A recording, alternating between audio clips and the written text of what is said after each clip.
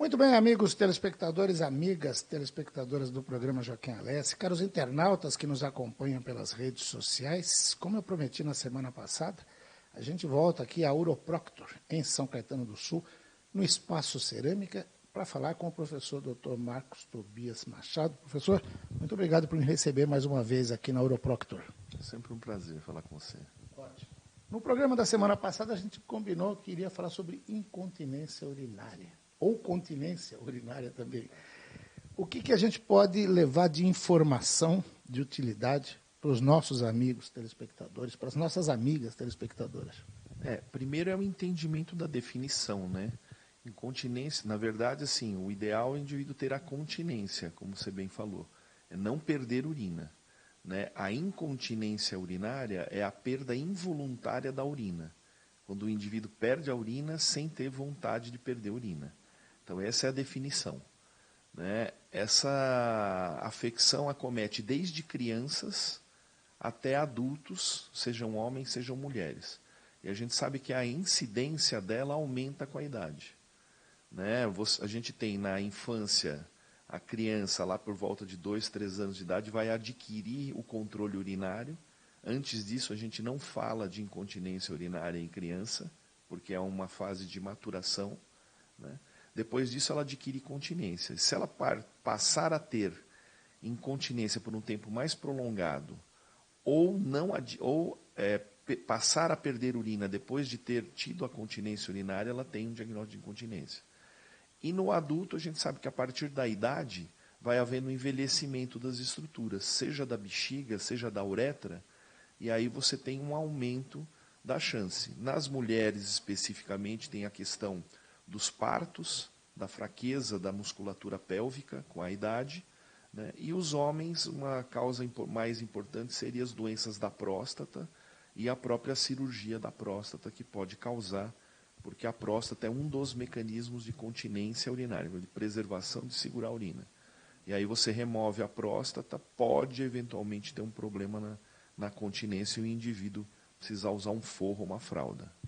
No caso das mulheres, o senhor estava explicando e eu lembrei, quando era criança era muito comum a gente ouvir as tias mais velhas falarem assim, fulana tem bexiga caída, tem que operar, tal, não sei o quê.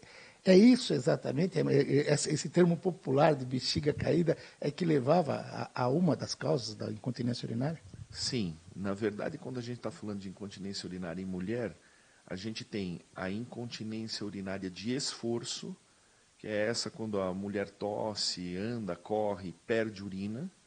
A gente tem incontinência urinária de urgência, que é um outro tipo de incontinência que não tem nada a ver com o esforço físico e ela perde e precisa ir correndo ir no banheiro e muitas vezes se molha. E você tem as incontinências mistas, que tem as duas coisas associadas.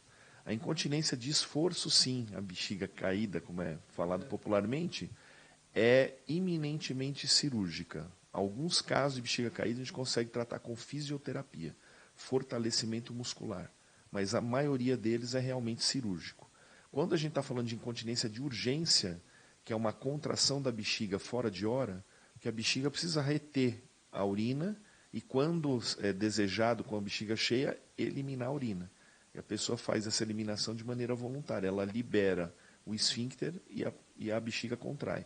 Quando isso é feito de maneira prematura, com pouco volume na bexiga e já existe uma contração urinária, a gente trata isso com medicação, uma medicação que diminui a contratilidade da bexiga.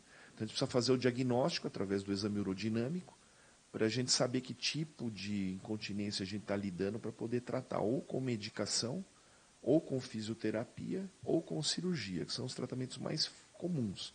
E existem tratamentos de segunda linha, né? Além da parte comportamental, urinar de horário, para não perder, que isso a gente sempre é um tratamento de primeira linha também. Aí começa a vir neuromodulação, né? Aparelhos que vão, através de frequência elétrica, controlar a contratilidade da bexiga, né? Que são tratamentos já, ou Botox, que é um outro tratamento para incontinência também, já numa segunda ou terceira linha de tratamento, quando falham os tratamentos mais simples. Quando o senhor fala em segunda, terceira linha, seriam linhas mais avançadas, Isso, né? Falha não é uma na sequência, né? Você inicia, por exemplo, com medicação, né? Falhou a medicação, você parte para o Botox. Falhou o Botox, você parte para a neuromodulação. Você vai indo de uma coisa mais simples para uma coisa mais complexa. Ou seja, existe tratamentos eficazes. A pessoa não precisa mais ficar sofrendo aquela história que muita gente que tem que levantar várias vezes durante a madrugada, isso dá uma qualidade de sono horrorosa, né? Tem que ficar toda hora indo ao banheiro. Ou mesmo durante o dia, na atividade do trabalho, a pessoa tem necessidade de urinar constantemente, isso acaba interferindo nas suas relações sociais, nas relações profissionais. Tudo isso tem cura e é fácil fazer desde que procurado um profissional capacitado, experiente, qualificado. Então, isso chega a ser tão importante na vida da pessoa que algumas mulheres ou homens mesmo com incontinência não saem de casa se não tiverem a certeza que tem um banheiro próximo. Então, é o que você falou, impacta muito na qualidade de vida, no relacionamento social, né? E a gente tem sim, através de primeiro fazer o diagnóstico, através de uma conversa com o médico, ele vai direcionar os exames, fazer os exames corretos, fazer o diagnóstico exatamente da causa do porquê a pessoa está perdendo urina, e a gente tem sim tratamentos eficientes hoje, desde medicações, treinamento com fisioterapia ou eventualmente cirurgia em alguns casos, para poder curar esse problema. Até o Botox, essa me surpreendeu, não imaginava que o Botox, a gente, quando ouve falar em Botox, só pensa na parte estética, né, de dermatologia, essa coisa toda. Então, o Botox seria um tratamento avançado aí para esse caso de incontinência. Sim, Botox tem, além do uso dermatológico, tem várias utilizações. Né? Em ortopedia, por exemplo, em quadros espásticos musculares, ajuda muito. Pessoas às vezes não conseguem se locomover, você utiliza, a pessoa passa a ter uma locomoção melhor. E na urologia, especificamente na bexiga hiperativa, principalmente quando é secundária a uma doença neurológica, né, nos paraplégicos, né, mas também quando não tem doença neurológica, hoje em dia tem se efetivado como um tratamento, uma opção terapêutica, né? Você aplica o Botox, ele dura um tempo, 3 a 6 meses. Então, tem gente achando que Botox deva passar para a primeira linha em alguns casos, porque o tratamento oral com medicação é muito difícil de ser mantido a longo prazo. Então, tem suas indicações precisas, né? Ainda não é uma primeira linha de tratamento, mas para alguns casos muito eficiente, funciona muito bem.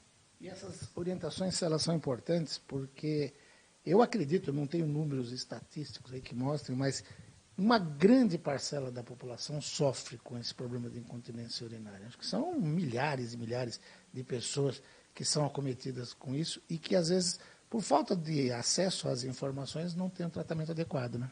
Sem dúvida, é uma doença da longevidade, da modernidade, né?